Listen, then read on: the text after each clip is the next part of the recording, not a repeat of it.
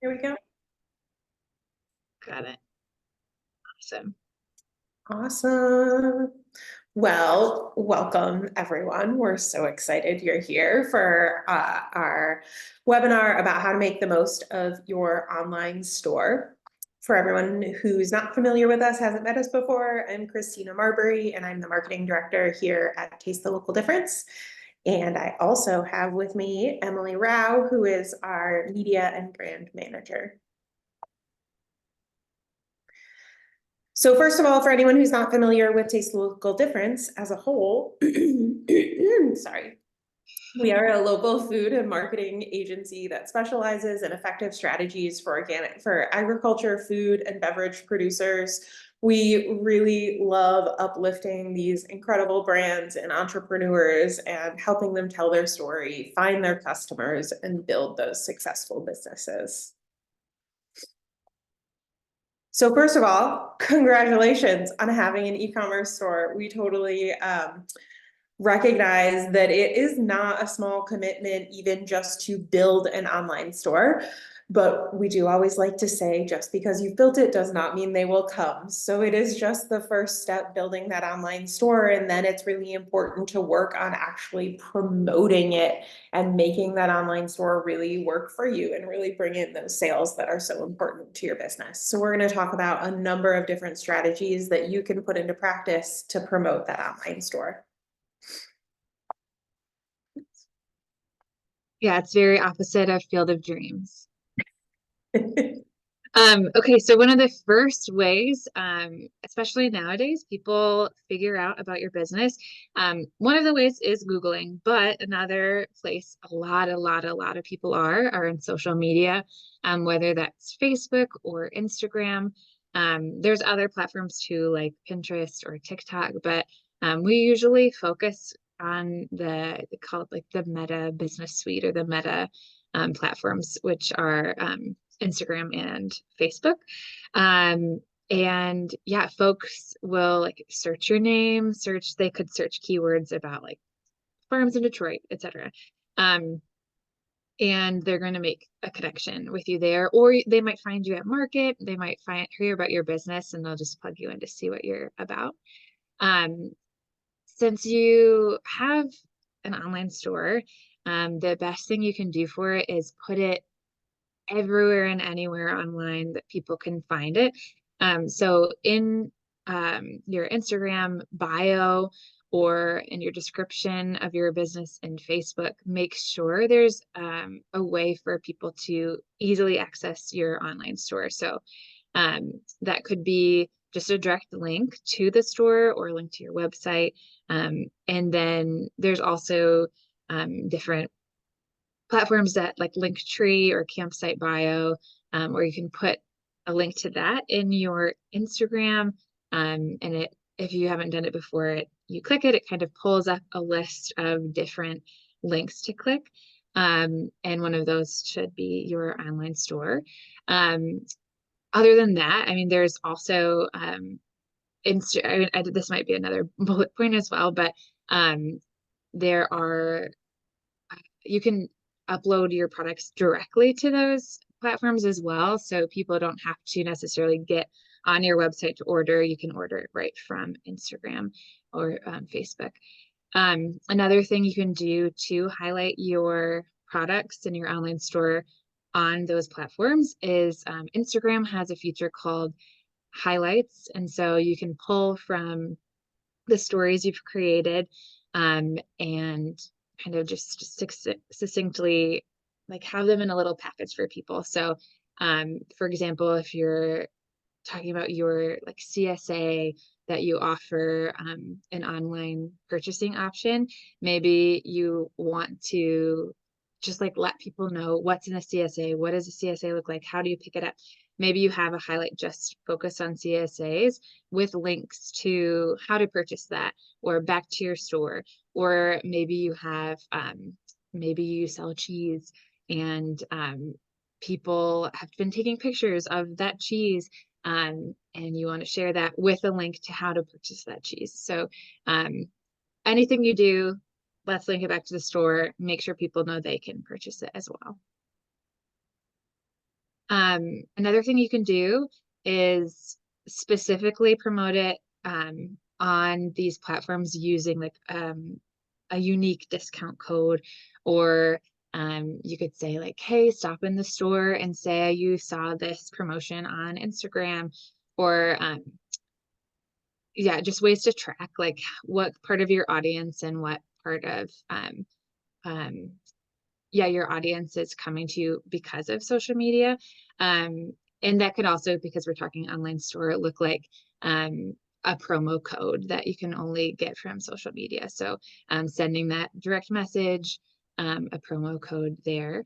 And also promoting your newsletter if you have one, and if you don't, maybe you should. But promoting your newsletter on your social accounts, whether in that bio or just consistently sharing it in stories. Like, we've got a newsletter, sign up for our newsletter, and then in that newsletter, you're promoting your online store as well.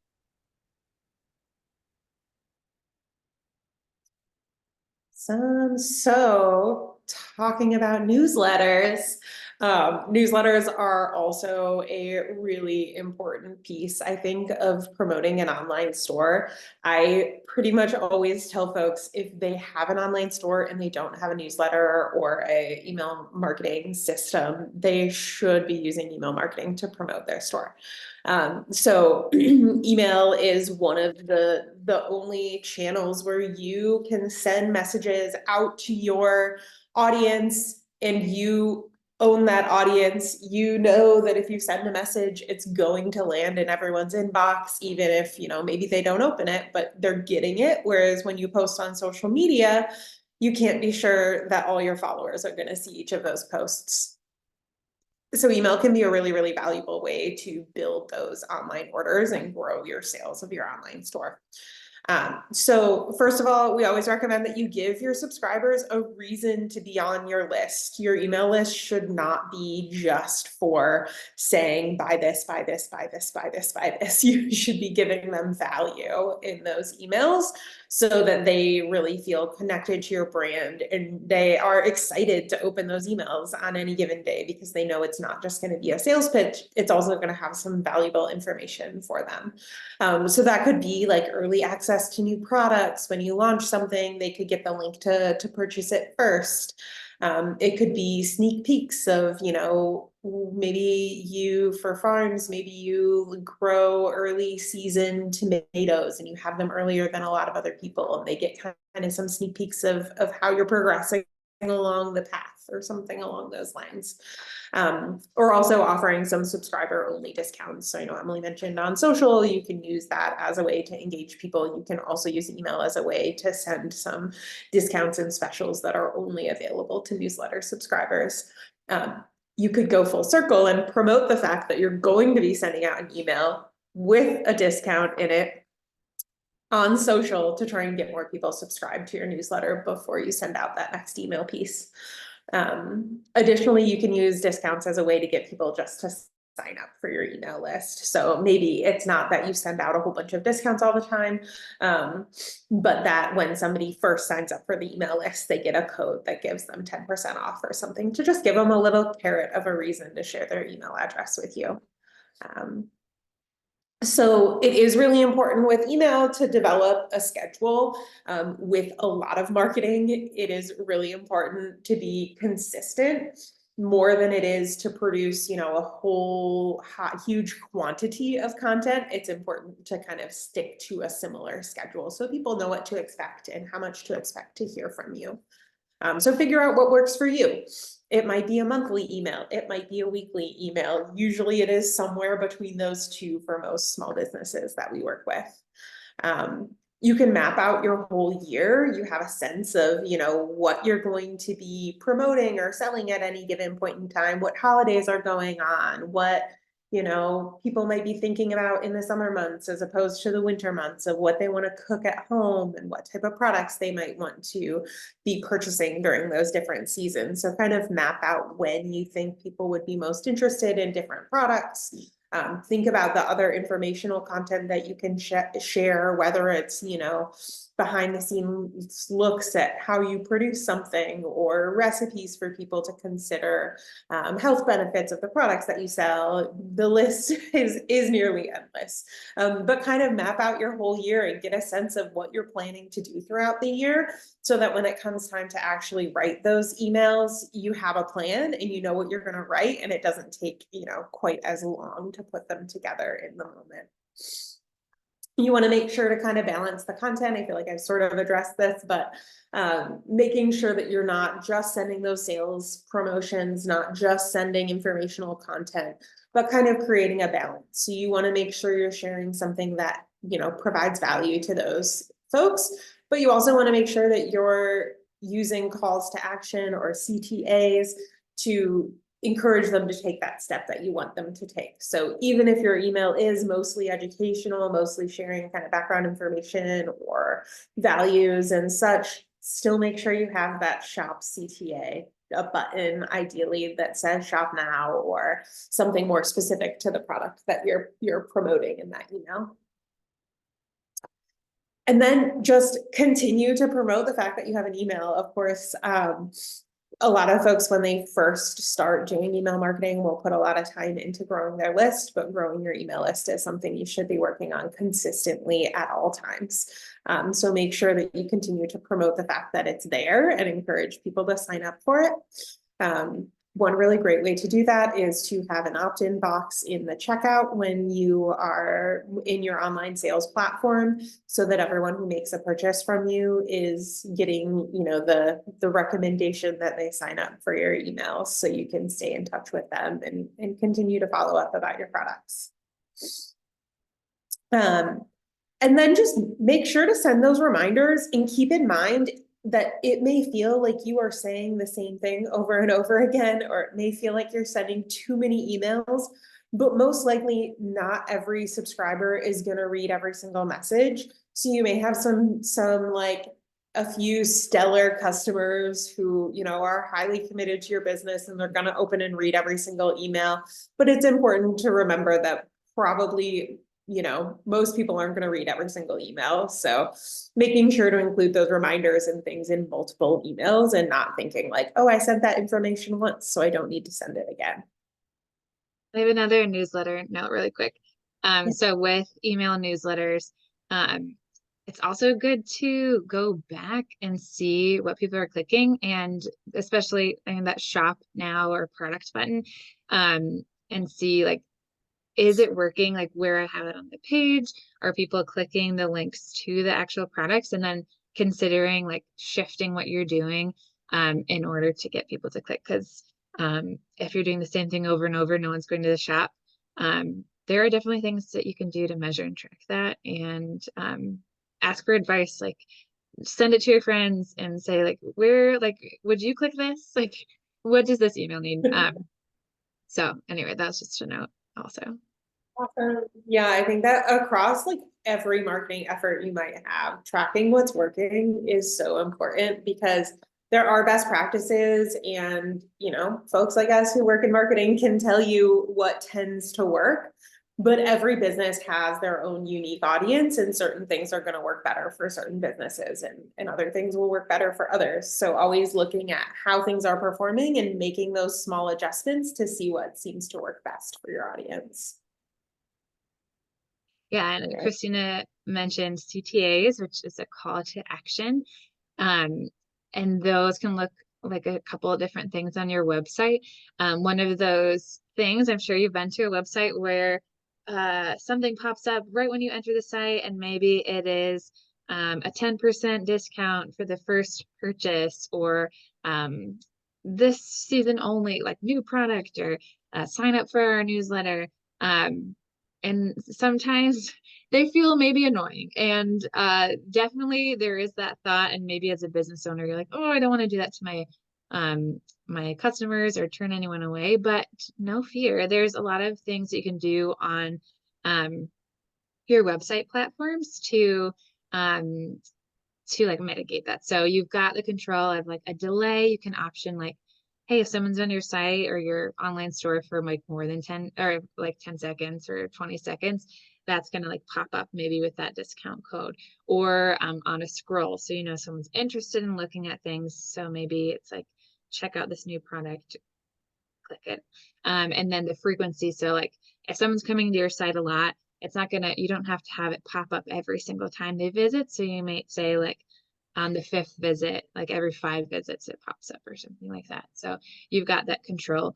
And then you also have control of what you're sharing. So like, I think it is like kind of like a funny marketing thing that everything is like cyclical, and also like points to another marketing source. So it's like, if you're promoting your newsletter, you're promoting the product in the newsletter, which leads you to the shop, which might lead you to everything. Like reuse that content, make sure you aren't working like more than you have to on like promoting the store. So like maybe you have this like discount code, or just like an insight into your new product. Make sure you're repurposing that on your social, on your website, on your in your newsletter, and not creating different things. But back to the pop-ups, that's something where even just promoting your newsletter, if you want to like change up that messaging, you're still kind of promoting your online store, because the newsletter is somewhere where you promote that as well. There in calls to action, those generally look like those buttons you have on a website. So on your homepage of your website, it's kind of just like, we're learning about who you are, what you sell.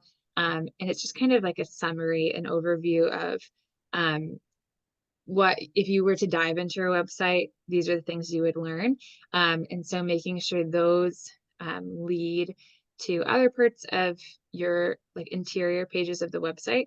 And then if your like main goal is like for people to shop from your website, that shop now button should be priority before like about us or contact. You want them to go to the shop. So these are examples of different calls to action, but I've got the shop now at the bottom of this list. But really for online marketing and online stores, we should have it on the top of your website. So another thing to avoid is like going to an internal page of your website, so like the about page, and not linking it to anywhere else in your site. So when you're on a specific page, make sure like there's an action for someone to do after they've read the information on that page. Maybe they're going to contact you, maybe they're going to shop, maybe they're going to return home, maybe they're going to your social or signing up for your newsletter. All right. So next we're going to talk a little bit about text messaging, which I think is one of the, it's not new, but it is, I think, newly popular as a marketing effort. And I think a lot more smaller businesses are starting to make use of text messaging. So this, similar to what we said with email, where this is a list of people who they have said, I want to hear from you. They have given you their phone number because they want to know about your business. And you know that those texts are going to end up on their phone, in their messages app. You know they're going to receive them. Of course, you can't confirm they're going to open them or whatever, but they're going to get those, and they're going to, you know, have that information. So it is a really valuable way to stay in touch with people. And I think this is somewhere that understanding who your audience is can be really helpful, because I think that email works better for some audiences and text works better for other audiences. And, you know, depending what your audience looks like, it might be that you do both and you send out sort of the same information via email and text, but give people the option of how they want to receive it. And there are many platforms. Well, here, go through the points, and then I'll talk about platforms. So every one of your customers most likely has a smartphone. If they don't have a smartphone, they still have a phone that can receive text messages. And they're usually on that device for a considerable amount of time every day, especially if you have a younger, more tech savvy sort of audience. So what you want to do is figure out what that timing is that makes the most sense. Both in terms of what days of the week and times of the day do you want to send those messages, based on how they correlate with, you know, when you're trying to promote orders, as well as when your recipients are most likely to have the time to read the message and take the action, open the links or take, some next steps based on what you've shared. So you can go ahead. I was gonna say, I know like somehow I've connected to Jet's Pizza text messaging and I just haven't turned it off. But they do send it always around 5:30 when I'm like, oh, I haven't prepared dinner. Like, I guess I'm just gonna order Jets. And so I feel like for like farmers market, like when you're gonna be at the farmers market or you're gonna have a pop-up, whatever, like timing it truly is everything when it comes to that. Definitely. I love that. Or if you are a restaurant, right? We work with restaurants too. Like, what is that moment that people are making that decision of whether they're gonna go home and cook or come out to eat? I love that. So yeah, there are lots of things to think about in terms of how you engage with your customers about that timing piece. And then frequency, some of that with both email and with texting, figuring out the right frequency is getting to know your audience. And if if you decide, oh, I'm gonna send 2 texts a week, and then you notice that you're getting more people using the stop, unsubscribe essentially from your texts, then maybe you've hit that point at which it's too much and you need to back off and send 1 per week instead of 2. So some of it is just monitoring those conversations, monitoring how many people are going to your website and really figuring out what works best for your audience. In terms of content to share over text, I think that it is somewhat similar to email in that you want to share some unique, relevant information, but a little more on the sales focus side of things and less like longer form content that you might send in an email, keeping it more short and sweet and to the point. So you can, share really relevant things like, we're going to be at the market this weekend, or things changed for us and we're not going to make it to market this weekend, or we're taking a break. It's spring break. I live in Traverse City. It's spring break right now. Tons of businesses closed for spring break. You could send out a text that's like, hey, we're going to be closed for 3 days for break. Stuff like that, discounts, special offers. If you are a farm and you're trying to promote online sales for farms, often farms will have like a window that they open sales for the week. So maybe they have their sales open from Friday to Monday, and then they do pickups on Wednesdays. So making sure to send a text maybe at the beginning of the window and maybe one again, 5 hours before the window is closing or something along those lines. So really kind of trying to hit them at those moments that matter most. And then also just considering your own capacity for something like texting. A lot of other marketing methods do have free platform options, and rarely, never have I seen a texting option that is free. I think probably because it costs money to send texts in a way that it doesn't necessarily cost money to send emails. But there are some more affordable options out there. And I know like MailChimp and a lot of other email platforms now have text options as well once you get into their paid plans. So if it is something that you feel like you have the budget to invest in, I think it can be really, really valuable for pushing the needle on those online sales. All right, and let's talk about audience some more. So spreading the word, but like maybe like those physical locations, like where are people likely to see maybe like a flyer, like know your community, like is someone going to find a flyer at the library, or I guess like farmers market or any community space where people are going, coffee shops, whatever that is. And creating flyers that direct people either you can have like the actual like website spelled out, which you should, but QR codes. I remember at one point when they first came out, I was like, these are ugly. This is not gonna catch on. And now I'm like, I love QR codes. Like people love them. Like it's super easy. You can get to the point with the information that you're sharing, just like, hey, like this is who we are. You want to look at these products? Scan the QR code. But going to those places where you think those customers are going to be is super important. And also, again, like with the design of a flyer or community board, just like knowing what that looks like where your information would kind of fit into that. And then with the actual flyer, just including that key information. And I think for these kind of things, it would be less like short term, like, oh, this Friday, like we're gonna run this promo code. It's more of like a long term, like this could stay up and for like a month or two, and that information's not going to change. Like um, if it's your online store, just directing people back to there. Or again, you could say, sign up for our newsletter, scan this QR code, and that way they're on that list for more updates. All right, so resources. There are so many online resources that you can use to help promote your online store. And a lot of it, I think, is a matter of figuring out what people use most in your own community and what makes the most sense based on what your niche is. You know, if you're a farm, you might be looking for different things than if you're a specialty producer, a bakery, or a restaurant, etc. But generally, online listings can be super, super, super helpful. And there are a lot of different places online that you can list your business, whether it's something like Google Business, which every small business should have, or something more niche like TLD's Local Farms and Food Directory, which is on our website. It's free to have a listing there, where we know that people are going to search for local food on that database. So, you know, search around within your community and see what sort of, you know, local networks and local websites exist where you could list your business and try to get some more attention.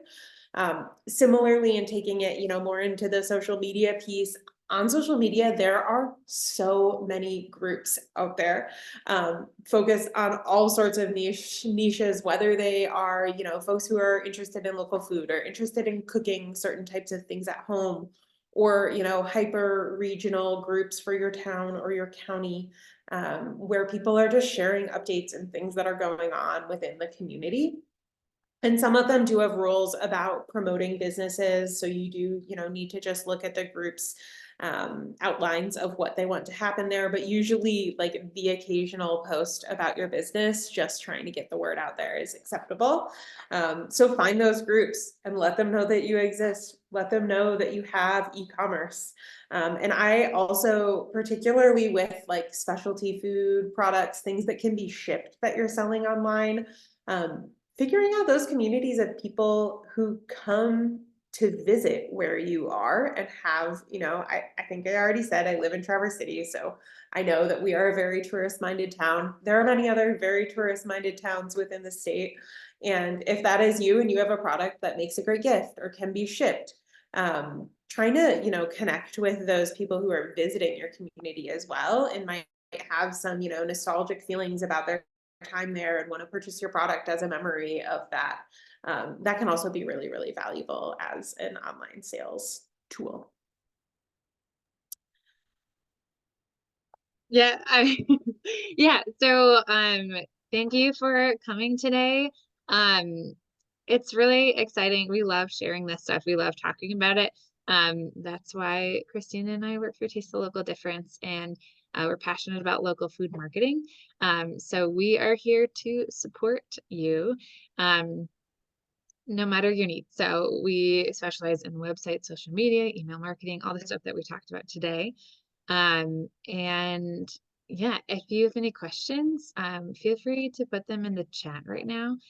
And I'll continue talking just for a second. We do have a quick survey that once you exit the Zoom space, it's going to lead you right to a little form just to talk about was this this content helpful to you, what we can focus on in the subsequent webinars. And yeah, we're just excited for you to come. I don't see any questions right now, but please feel free to email us at any time. We also have an inquiry form on our website as well. So if you have a question, otherwise we're Emily and then Christina at localdifference.org as well. So thank you so much, Christina. I don't know if you have anything else to add to that.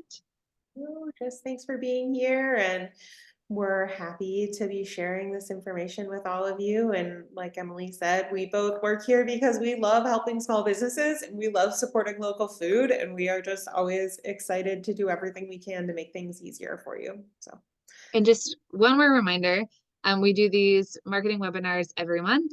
We're trying to do it the last Tuesday of every month at 1 p.m. And we do have kind of a forecast for what the rest of the year looks like. I'll include in that in the follow-up email, which you'll receive a copy of the recording or a link to the recording and registration link for the next webinar. So thank you again. Bye, everybody.